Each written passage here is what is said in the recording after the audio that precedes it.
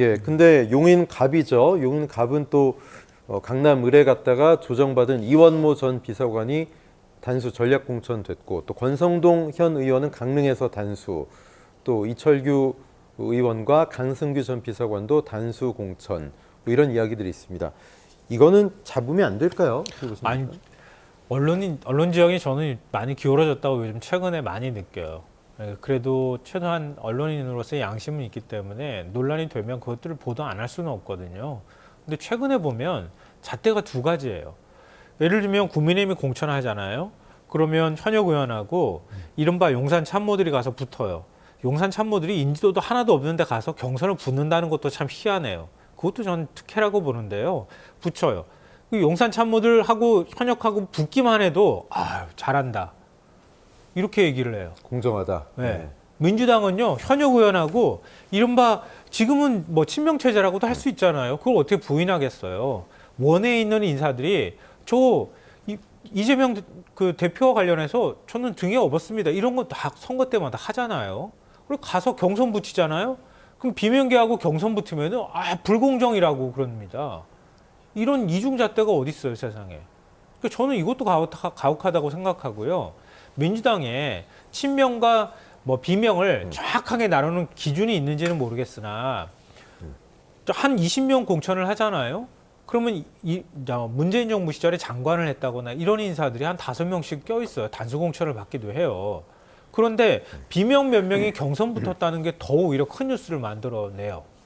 그리고 우리가 능력 의심할, 국민들도 전 공감하리라고 생각하는데 능력을 의심받거나 아니면은 법률적으로 문제가 있거나 그런 의원들 전략공천 지역으로 지정하면 의원들이 반발한다는 이유로 기사를 큼직큼직하게 써줘요.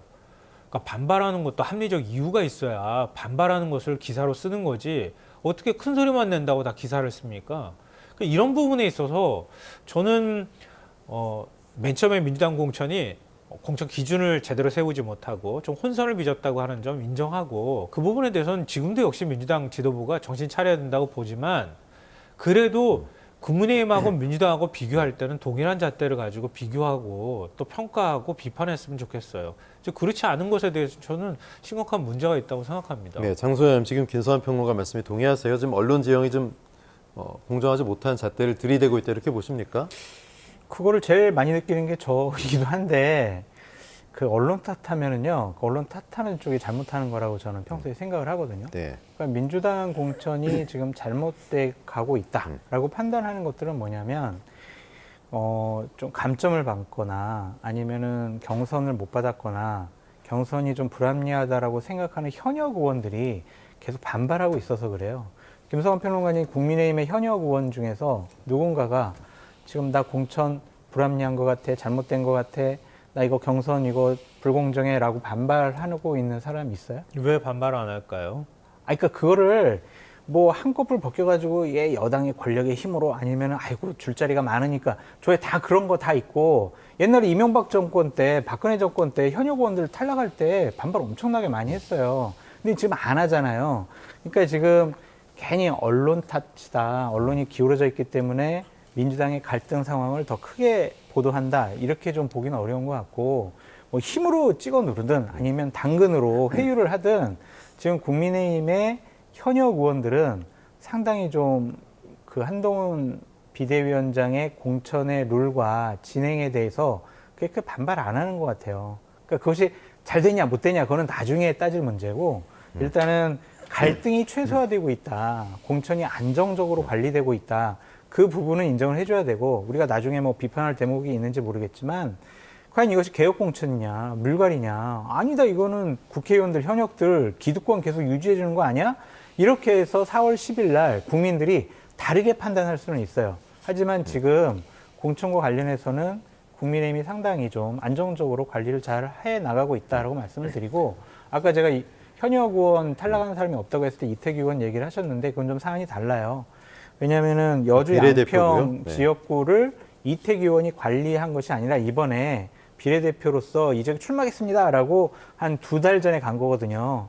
그러니까 거기에서 의원 활동을 하고 여러 가지 계속 선거를 치렀던 사람을 이기기는 쉽지가 않다, 어렵다 그런 말씀을 드리고요. 민주당하고 좀 경선이 다른 이유가 뭐냐면 예를 들면 박용진 의원 지역구에 정봉주 전 의원이 딱 그 일성이 뭐예요? 수박 잡으러 간다 이거 아니에요. 그렇게 명확히 구도를 딱 깔아놓고 강하게 이재명 당대표를 지지하는 당원들의 좀 감정선을 건드는 게 있잖아요. 지금 국민의힘의 어떤 경선 주자나 아니면 후보자들이 이런 얘기는 하지 않잖아요. 그러니까 자기네들끼리 내분이 심한 거예요. 그걸 자꾸 언론 탓이다라고 지형 탓이다라고 하는 것은 좀 무리가 있어 보인다라는 게 제 생각입니다. 근데 국민의힘 후보들도 한동훈 위원장 뭐 사진을 내건 후보가 있고 윤석열 대통령 네, 사진 네. 내건 후보가 있고 근데 그러잖아요. 윤석열 뭐 우리가 심판하러 가겠습니다 이러지 않잖아요. 아니, 한동훈을 심판하러 갑니다를 안 하고. 이제 그러니까 권력자하고 내가 가깝습니다. 또 그 권력자를 위해서 내가 이렇게 합니다라고 하는 건 통상적으로 선거 때마다 있었던 일인데요. 전 정봉주 전 의원 마뜩치 않아요. 갑자기 가가지고 내가 무슨 자객 역할을 하겠습니다 이렇게 얘기하는 거거든요. 그 연고가 있는 것도 아니에요, 강북에. 그랬던 의원이 들어가는 거 좀 웃기다고 생각하는데요. 그래서 이수근 변호사도 있어요, 거기에. 오히려 이수근 변호사는 20년 가까이 거기에 지내면서 지역에서 털을 잡고 계속 준비해 왔거든요. 근데 거꾸로 말하면 뭐 제가 그걸 설명드리자고 하는 건 아닌데 예를 들어서요. 박용진 의원이 굉장히 막 거세게 하이시 프로 때문에 반발했잖아요. 지금 갑자기 쏙 들어갔어요. 왜냐하면 여기가 3자 경선 지역구가 됐거든요. 3자 경선인데 이미 본인은 재선했어요. 근데 정봉주 전 의원은 갑자기 튀어들어왔어요. 그러면은 3명이서 경쟁해가지고 하는 구도에서 누가 절대적으로 유리하겠습니까? 현역에 유리하죠. 그렇죠. 30% 감산을 받는다 하더라도 박용진 의원한테 굉장히 유리한 구도가 만들어진 거예요. 그러니까 쏙 들어가서 아무 말 안 하는 거예요.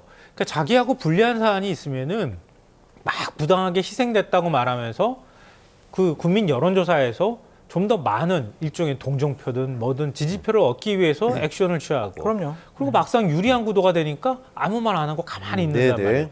이게 사실 현실 정치의 모습이라는 말씀 드리고요.